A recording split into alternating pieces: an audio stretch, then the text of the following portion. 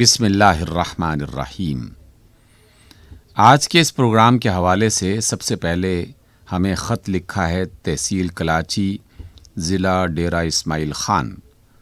وہاں سے محمد ہارون صاحب نے یہ پوچھا ہے کہ سونے اور چاندی کے مقابلے میں کتنی رقم گھر میں ہو تو زکوٰۃ لازماً دینا پڑے گی۔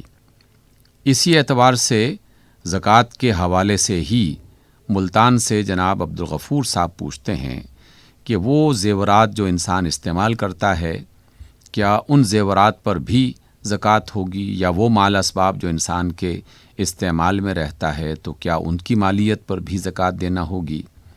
جناب محمد ہارون صاحب اور جناب عبدالغفور صاحب، بنیادی بات یہ ہے کہ اللہ رب العزت نے جو مال انسان کو دے رکھا ہے، اس اللہ کی مرضی یہ ہے کہ اس مال میں دوسرے غریب اور نادار اور جو معذور افراد ہیں، محتاج لوگ ہیں، وہ بھی اس کے اندر شریک ہوں۔ اور اس وجہ سے، اس طریقے سے جو مالدار افراد ہیں وہ ان غریبوں کی مدد کریں گے، اور دنیا میں بھی غریب انسانوں کا ایک طرح کا تعاون ہو جائے گا ان کے ساتھ، اور اس کام کو اللہ رب العزت پسند کرتے ہوئے اس آدمی کی بخشش کا سامان کریں گے۔ گویا کہ زکوٰۃ ایک ایسی سخاوت ہے جس سے معاشرے کی ناہمواری ختم ہوتی ہے، اور اللہ رب العزت کی اس میں رضا انسان کو میسر آتی ہے۔ رضا کا مطلب یہ ہے کہ اللہ تعالیٰ اس سے راضی ہو جاتا ہے، خوش ہو جاتا ہے، اور اپنی نعمتوں میں مزید اضافہ کر دیتا ہے۔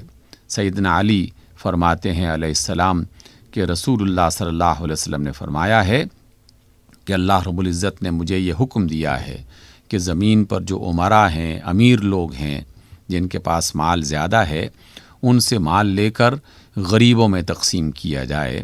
اس اعتبار سے زکوٰۃ کا باقاعدہ حکم دیا گیا۔ پورے قرآن میں اکثر مقامات پر جہاں نماز کی تعلیم دی گئی کہ نماز قائم کرو، اس کے ساتھ ہی زکوٰۃ کی ادائیگی کا بھی حکم ملتا ہے۔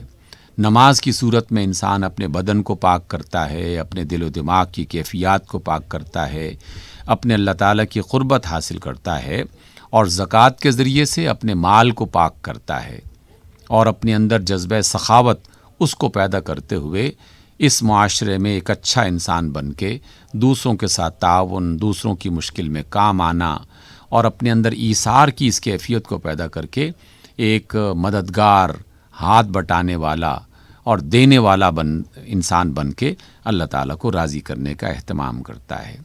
اس کے لیے دو باتیں قرآن مجید نے اور رسول اللہ صلی اللہ علیہ وسلم نے ہمیں سکھائی ہیں۔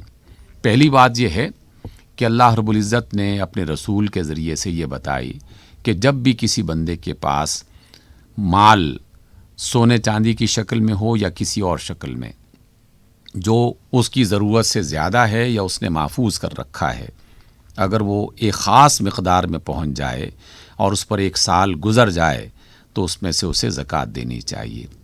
اس کی بنیاد پر 7.5 تولے سونا اور اس وقت کے اعتبار سے 52 تولے چاندی جو 7.5 تولے سونے کے برابر تھی، اس کو معیار مقرر کیا گیا۔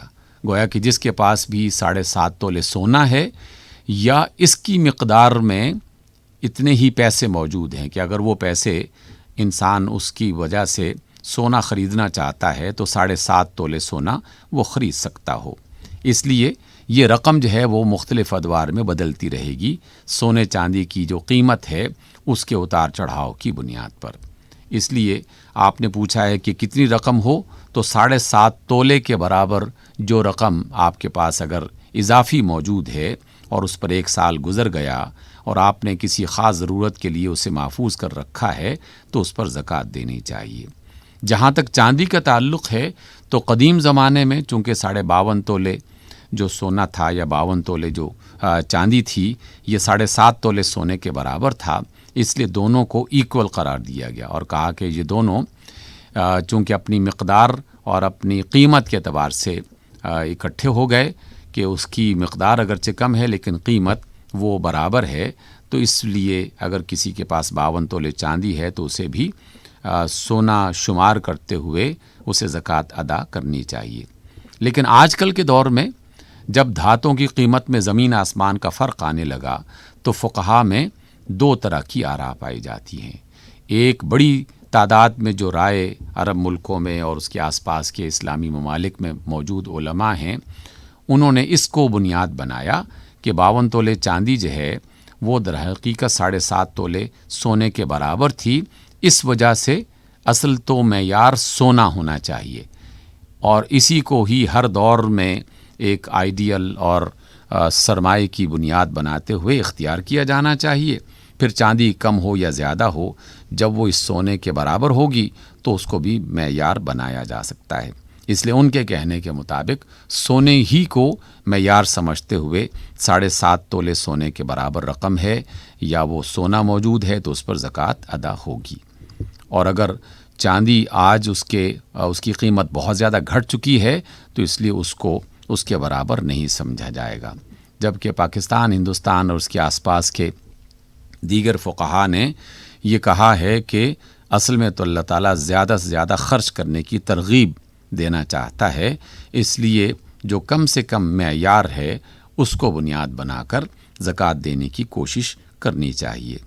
جہاں تک عبدالغفور صاحب کے سوال کا معاملہ ہے تو اس میں جناب رسول اللہ صلی اللہ علیہ وسلم کی تعلیمات میں فقہا نے 2 آراء جو ہیں وہ اخذ کی ہیں، اور دونوں ہی آراء دنیا میں موجود ہیں. غالب اکثریت فقہا کی یہ کہتی ہے کہ جو چیزیں انسان کے استعمال میں ہیں ان پر زکوٰۃ ادا نہیں ہوگی، جیسے گھر ہے، جیسے گاڑی ہے، جیسے سواریاں ہیں، جیسے گھر کے مختلف ساز و سامان ہیں.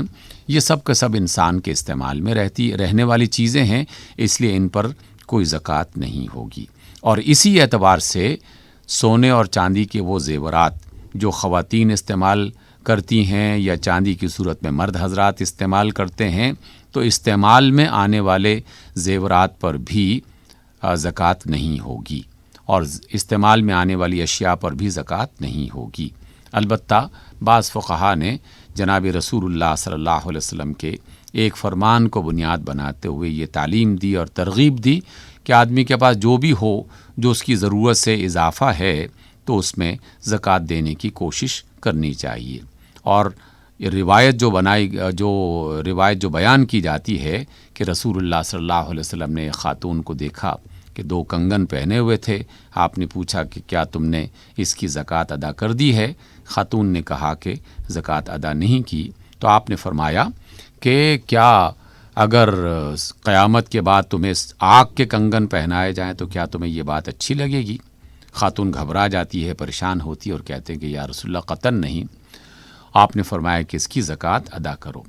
اس اعتبار سے غالب فقہا کی رائے یہی ہے کہ جو چیزیں استعمال کی ہیں ان پر زکوٰۃ ادا نہیں کی جائے گی. البتہ جسے تقویٰ کہتے ہیں، اس تقوی کا تقاضا یہ ہے کہ جو بھی اللہ تعالیٰ کی طرف سے مال سرمایہ میسر آئے اور اس پر 1 سال گزر رہا ہو تو زکوٰۃ ادا کر دی جائے. چاہے آپ اسے کسی بھی نیت سے کریں تو اس کا فائدہ ہی ہے. اللہ تعالیٰ سے دعا ہے کہ ہمیں اللہ کی راہ میں صدقہ اور خیرات اور مال کو خرچ کرنے کی ہمت اور توفیق عطا فرمائے. آمین.